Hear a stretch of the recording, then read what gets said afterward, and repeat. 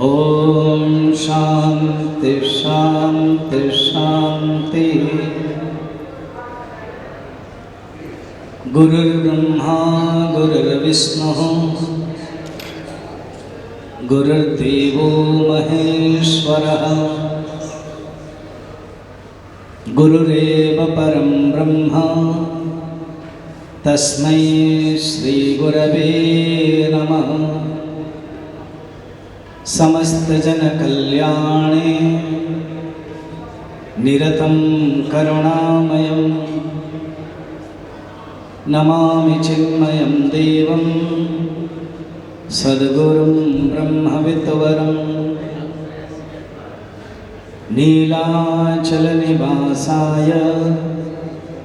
नित्याय परमात्मने बलभद्र सुभद्राभ्यां जगन्नाथाय ते नमः। वस्त्र चित्र के द्वारा आवृत होना चाहिए। खाली देखेंगे तो जीवन में पाप होता है। इसीलिए जो 24 वेश देखते हो सुंदर रूप में, इतना कमेटी के द्वारा बनाई गई है।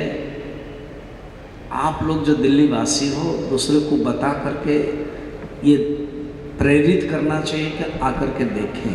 देखने से एक एक भाव जब पढ़ेंगे, कौन सा दर्शन, नागार्जुन है, हाथी वेश है, बलराम है, अलग अलग वेश देखते ही मन में वो कहानी याद आएगी, वो विचार आएंगे, वो लीला याद आएगी।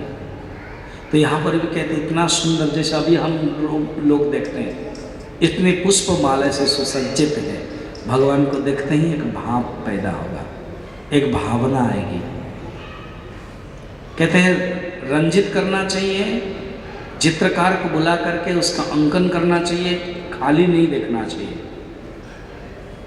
पट्ट बलकल द्वारा अवयव को आबद्ध करोगे और कर्मकुशल शिल्प के द्वारा गात्र आच्छादन करवाना चाहिए। पुराने जमाने के वल्कल में वस्त्र होते थे, तो वस्त्र के द्वारा आच्छादन करना चाहिए। और प्रत्येक वर्ष वर्षे वर्षे च संस्कार या पूर्व संस्कार मोचना, प्रत्येक वर्ष संस्कार मोचन करके नूतन भाव से अंग संस्कार करना चाहिए। बंधन और गात्र लेप व्यतीत मूर्ति चिरंतन है। वो जो कपड़े जो बंधन किया जाता है, फूल दिया जाता है, अलंकार दिया जाता है, और जो गात्र लेप किया जाता है, जो कलर दिया जाता है, ये ही प्रत्येक साल में दिया जाता है। मगर बाकी जो मूर्ति हो चिरंतन है, इसके ऊपर आरोपित किया जाता है। मूर्ति चिरंतन है, मूर्ति चेतन है।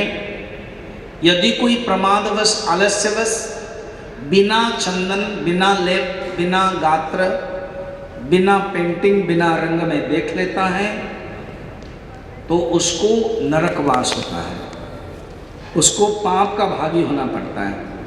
राज्य में दुर्भिक्ष होता है, राज्य में संतान संतति नष्ट हो जाती है।